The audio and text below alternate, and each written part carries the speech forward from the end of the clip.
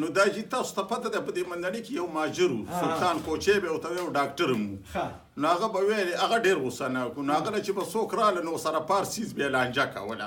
نو ده ته بیا څه ډېرې سپورې ستغې ویلې نو دی به ورته خاموش ولاړ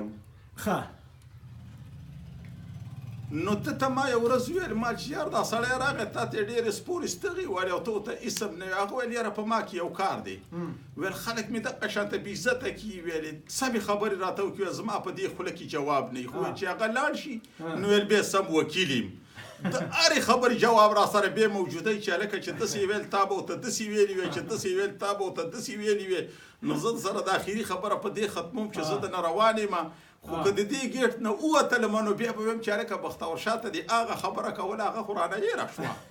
هغه خبره دې کوله هغه خو رانه هېره شوله نو زما به بیا په زړه باندې ډېرې خبرې پاتې شي خو انشاءالله بیا به سره په ټلیفون باندې